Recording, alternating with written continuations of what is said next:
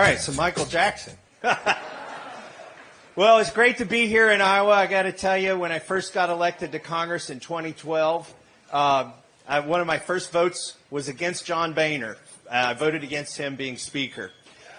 Thank you. That wasn't a popular vote in Washington, D.C., and I got a lot of negative press back home, and my mom was really worried about me.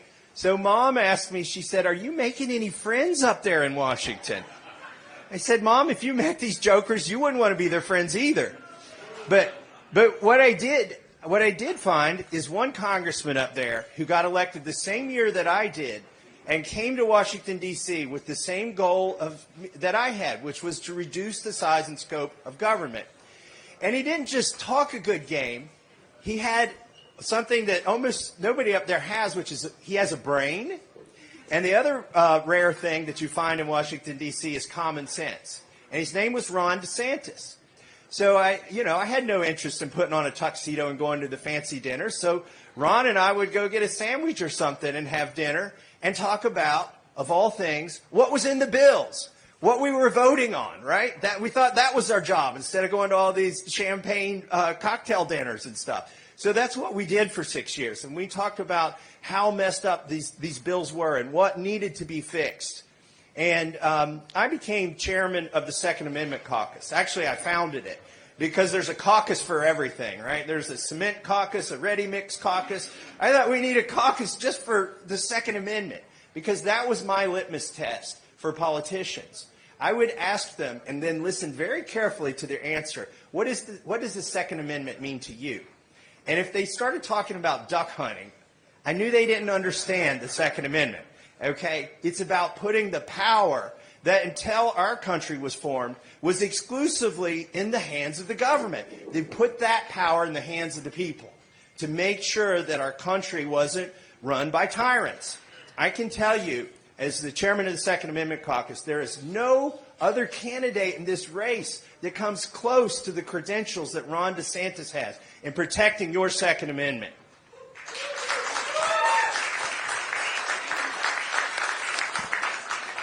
And that was my litmus test for 20 years, just, for politicians, before I got elected.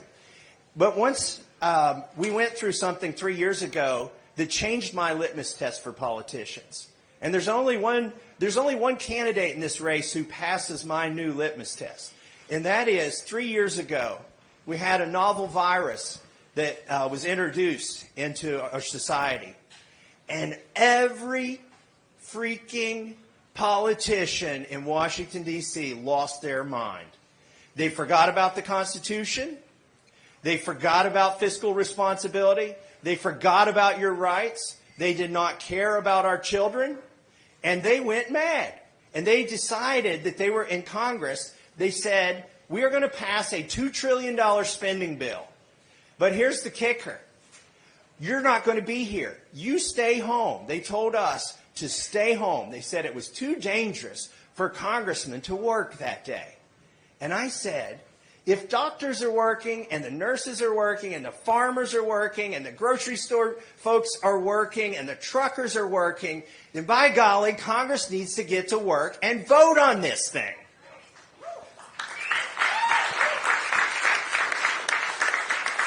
Well, you're clapping, but nobody that I served with was clapping, okay?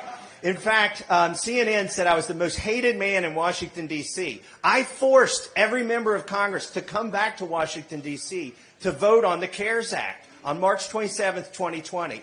They hated me for breathing air, Democrats and Republicans. And CNN reported that I was the most hated man in Washington, D.C. That is the only time I've ever seen them get the news right. Nancy Pelosi called me a dangerous nuisance on MSNBC. I think we need more dangerous nuisances to Nancy Pelosi's agenda. And so they had to call all of Congress back. There were airplanes with just one person on them because they had shut down almost all travel. And the one person was a congressman who had to come back because I had called them back. And the day came, after they got everybody there, for me to raise the objection on the floor of the House to the unanimous consent. And my phone started ringing.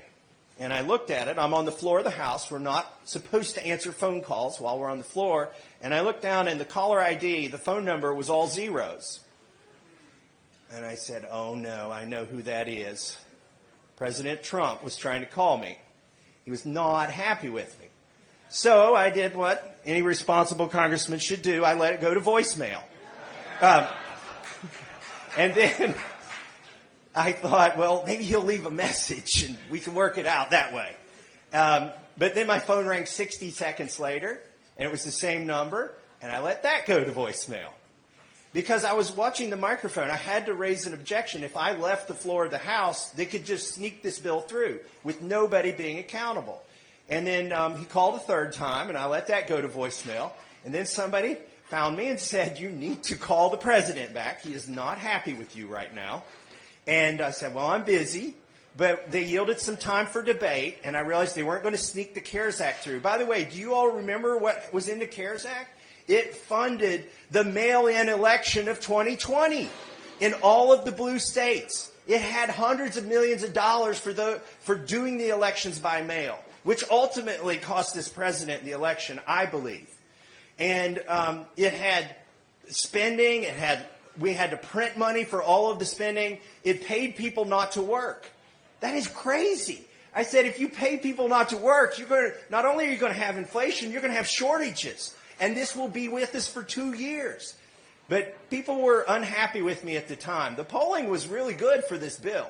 So I stepped off the floor of the House, and I called the White House back, and they put me right through.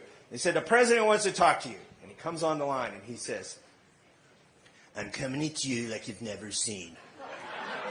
Never in your life before have you seen the way in which I will come at you. I'm more popular than you in Kentucky, and you know it. By the way, he was right. I had the polling. He was more popular than me. He said, I'm going to back your primary opponent, and you're going to lose. And I thought, well, I probably will lose. But what do I have to lose at this point? And then he proceeded to scream at me for about 3 minutes. And I was trying to explain to him what was in the bill, that it was going to be the end of our economy, that it would encourage the states to shut down their governments. But I was having a hard time getting a word in edgewise. And so he hung up on me ultimately. And I walked back to my seat. And before I could get to my seat in the House of Representatives, he tweeted that I should be thrown out of the GOP. And he tweeted that I was a third-rate grandstander. Now, my wife told me, be careful. Nobody wants to be a first-rate grandstander. So when the press asked me what I had to say for myself, I told them, well, I'm at least second-rate. Come on. So anyways, I won my re-election 6 weeks later with 81% of the vote.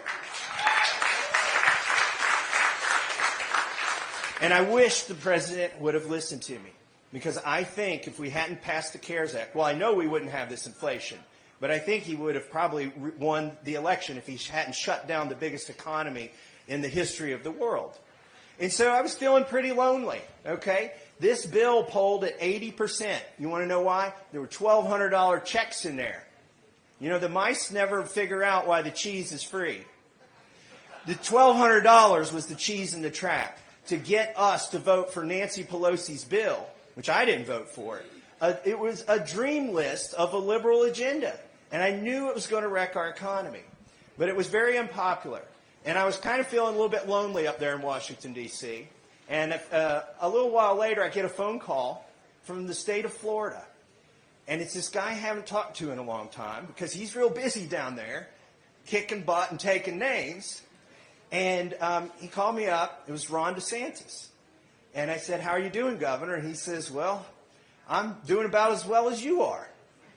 Because I am very unpopular at this moment. And you're unpopular. He said, but you need to keep doing what you're doing because you're doing the right thing. And I know the polling and all the media and the president, they're all against you and me right now. He said, but I'm going to keep my government open. I'm going to keep, more importantly, I'm going to keep my economy open, and I'm going to keep these schools open because I'm not going to deprive our children of a chance to learn. I am not going to shut down these mom and pop stores that will never recover from this. And I know it's unpopular, but I'm going to do it now because in 2 years, people will understand that it's the right thing to do. And I thought, A politician who can think 2 years into the future? Most of my colleagues can't think past lunch. I said to myself, if this guy ever runs for president, I'm going to give him my full support. And that is why I am here today, to give my full support for Ron DeSantis.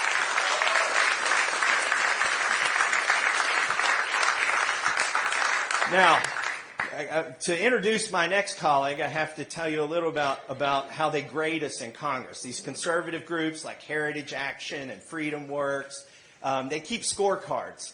And I have about a 95 or 92% on these scorecards, which isn't that bad, really, if you think about it. They're only wrong 8% of the time. But I have a colleague who scores better on these cards than even I do. I would call him the most conservative member of Congress, and he is the strongest individual in Congress because he's from Texas and he's witnessed it up front and personal. He's the strongest member of Congress on border security and the most conservative member of Congress. I serve with him on the Judiciary Committee where we defend your right to keep and bear arms. And his name is Chip Roy from Texas.